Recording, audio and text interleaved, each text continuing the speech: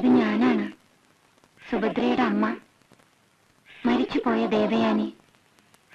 ഒരിക്കൽ അണ്ണന്റെ മുഖത്ത് ഞാൻ കരുതേച്ചു. അതിന് ശിക്ഷ എനിക്ക് തന്നു. ഞാൻ കണ്ണടയ്ക്കുമ്പോൾ അമ്മാവനോട് യാചിച്ചത്. അമ്മാവനോ? അണ്ണനോട് യാചിച്ചത് എന്റെ മകളെ കരയിപ്പിക്കരുതെന്നായിരുന്നു. എനിക്ക് അവളുടെ സങ്കടം കാണാൻ വയ്യ. എന്നാ ഒന്നുകൂടെ ചത്തോ, സങ്കടം തീരും. ദുഷ്ട, മരിച്ച ആളെ നിന്ദിക്കുന്നു. ഇല്ലേ? ഞാൻ പറയുന്നതൊന്ന് കേൾക്കണം. ആ കേൾക്കുന്നുണ്ട്. സുഭദ്ര ഒരാളെ കണ്ടുവച്ചിട്ടുണ്ട്. അദ്ദേഹത്തെ അവൾക്ക്... ഏത് അദ്ദേഹം? അവനെ അവൾക്ക് ഇഷ്ടമാണ്. ഒരിക്കലും എന്നെപ്പോലെ അവൾ തറവാട്ടിന് ചീത്തപ്പേരുണ്ടാക്കില്ല. എന്താ അത്ര ഉറപ്പ്? ഇത്രയും കാലം അവൾ അണ്ണന്റെ കൂടെയല്ലേ വളർന്നത്. കുരുത്തം കെട്ടവളെന്ന് മറ്റുള്ളവർ പറയുമെങ്കിലും അവളെ എനിക്കറിയാം.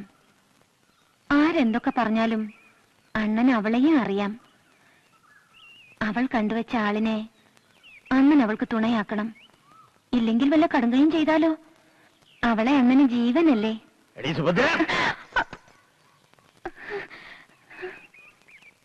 ഇവിടെ മാറി.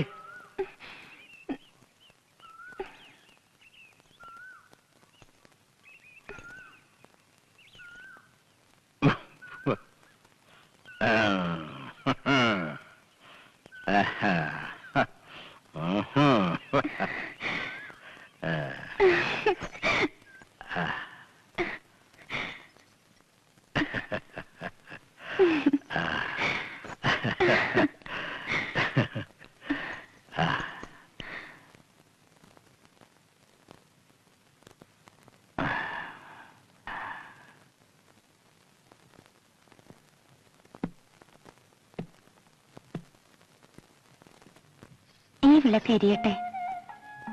ഞാൻ വിചാരിച്ചു എന്നും ഇരുട്ടായിരിക്കുമെന്ന്. മേഘങ്ങൾ തിങ്ങിഞ്ഞെരുങ്ങിയ ആകാശം കാണുമ്പോൾ എനിക്ക് ശ്വാസം മുട്ടും.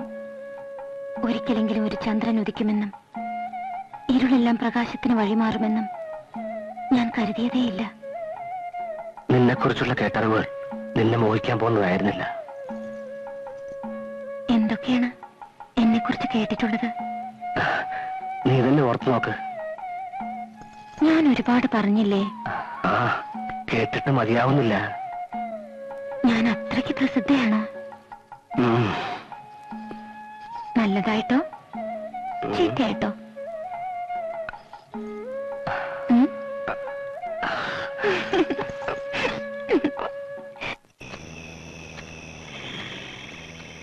ഈശ്വര, അമ്മൂമ്മയ്ക്ക് ഒന്നും വരുത്തരുതേ. നേരത്തോട് നേരം കഴിയില്ലെന്നാ വൈദ്യര് പറഞ്ഞത്. നാണുമാര് വേഗം വരൂ. സുഭദ്രേ, എന്തെങ്കിലും പറഞ്ഞോ? നല്ല തണുപ്പ്. മുമ്പേ നടക്ക്. വേണ്ട,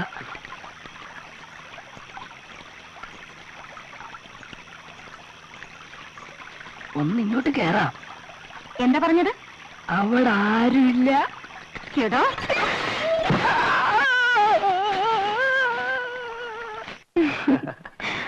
ഞാൻ കേട്ടത് അതല്ല. പിന്നെ എന്താ കേട്ടത്? ഏതൊരാണിനെ അടിയറവ് പറയിക്കാനുള്ള കരുത്ത് നിനക്കൊണ്ടത്രേ. മനസ്സിലായില്ല. നിന്റെ ശീൽക്കാരങ്ങളും അയാളുടെ നിലവിളിയും കേട്ട് വന്നവർ പിറന്ന വേഷത്തിൽ ഇരുളിൽ നീ ഓടി മറന്ന് കണ്ടു അത്രേ. ഓ, അങ്ങനെ ഈ കഥയ്ക്ക് ചിറകുകളുണ്ട് അല്ലേ? നിങ്ങളത് വിശ്വസിക്കുന്നു? നമ്മുടെ ആദ്യരാത്രി നിന്റെ കരച്ചിലല്ലേ അവസാനിച്ചത്?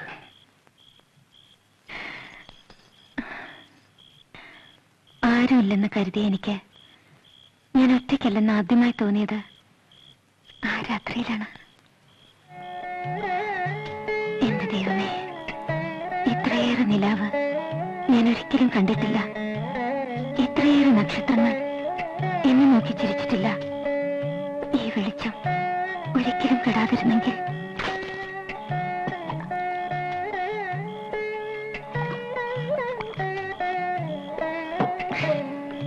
എവിടെയോ ചെമ്പകക്കാട് പൂത്ത പോലെ എന്നെ വിയർക്കുന്നു.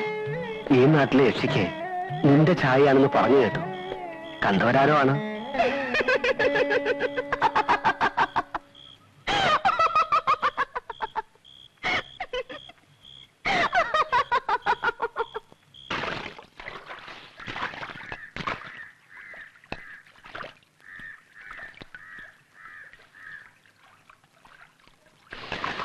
ആഹാ, എണ്ണയുടെ നല്ല വാസന.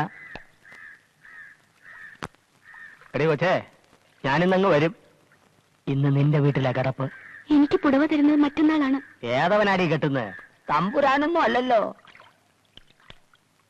ആ, നിന്റെ തന്തയോട് മൂത്ത് ചെറുക്കനോടും പറ, വെള്ളായണി മുടിയേറ്റ് കണ്ടിട്ട് നേരം നല്ലോണം പുലർന്നിട്ട് വന്നാ മതി. ഇന്ന് സുന്ദരിമണി.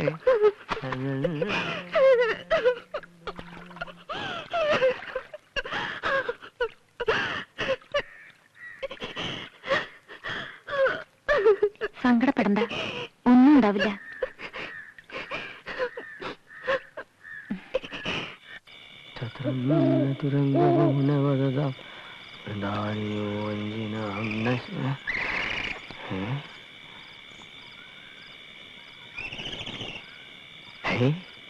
ആരാത്?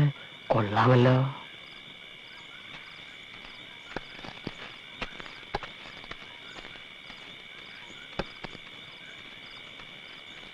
നിൽക്കാൻ, ഞാനും ഉണ്ട് കൂട്ടിനെ.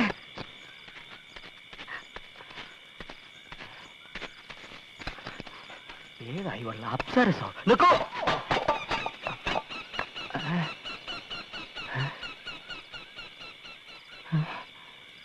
കാണുന്നില്ലല്ലോ.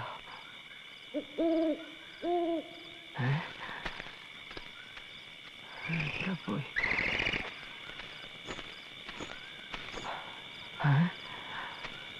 നീ ഇപ്പൊ എവിടെ നിന്ന് വരുന്നു? കുറച്ചകലെ നിന്ന്.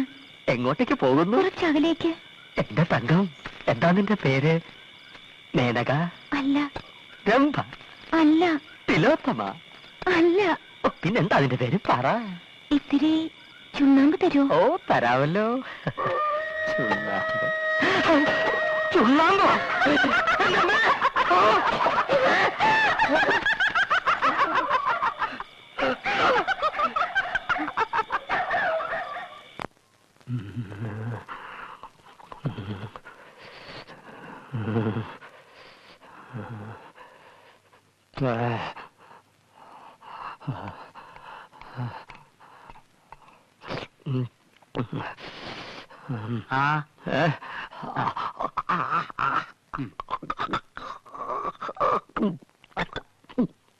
കാഞ്ഞരത്തിൻ പൂവും വേപ്പിന്റെ ഇലയാ, ലേശം കയ്പുണ്ടാവും. സഹിക്കുക, 3 നേരവും കൊടുക്കുക. ഭേദമല്ലെങ്കിൽ മഠത്തിലേക്ക് കൊണ്ടുവരുന്നെ വേണ്ടി വരും. തളമിടിയിലും തളക്കലും ഒക്കെ അവിടെ വെച്ചാകാം. താൻ യക്ഷിയെ കണ്ടത് നേരാണോടോ? എത്ര വട്ടം പറയണം? പ്രതിക്രിയ ചെയ്യാനാണ്. ഇളയിടത്തൊരു ബ്രാഹ്മണനുണ്ട്, ഏത് യക്ഷി അയാളെ തറയ്ക്കും പോലും. ഒരു നട്ടപ്പാതിരയ്ക്ക് ഞാനും ഒന്നിനെ കണ്ടു. ആ വഴി പിന്നെ നടന്നിട്ടില്ല.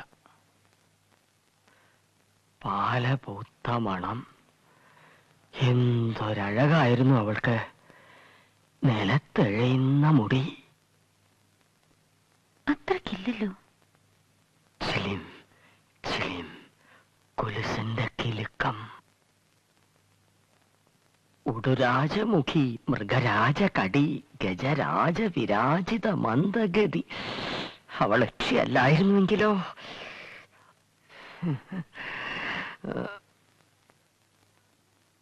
പാദം നിലത്ത് തൊട്ടിരുന്നോ? അന്നേരം ആര് വാറം നോക്കുന്നു? അവൾ പിന്നെന്ത് ചെയ്തു? ചുണ്ണാമ്പ് ചോദിച്ചപ്പോ എനിക്ക് കാര്യം മനസ്സിലായി. അപ്പതേ കുരവ, കരിമ്പഴയുടെ മുകളില് കൊടുങ്കാറ്റ്. പനയോ? അവിടെ ഏത് പന? വെറും ഒരു മൂവാണ്ടമാവല്ലേ ഉള്ളൂ.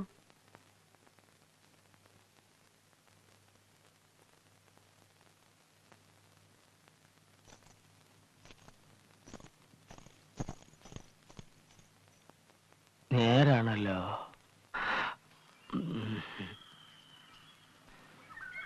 പണ്ട് പനമരച്ചോട്ടിലൊരു ശവം കണ്ടു. യക്ഷി രക്തം കുടിച്ച് കൊന്നിട്ട ഒരാൾ. അയാൾ ഞങ്ങളുടെ അകന്ന ബന്ധുവായിരുന്നു. എന്തോ വസ്തുതർക്കം. അത് ചോദിക്കാൻ വന്ന അയാളെ മൂത്തമ്മാവൻ മഴ കൊണ്ട് വെട്ടിയത് കണ്ടവരുണ്ട്. പക്ഷേ അതും യക്ഷിയുടെ പേരിൽ എഴുതി ചേർത്തു.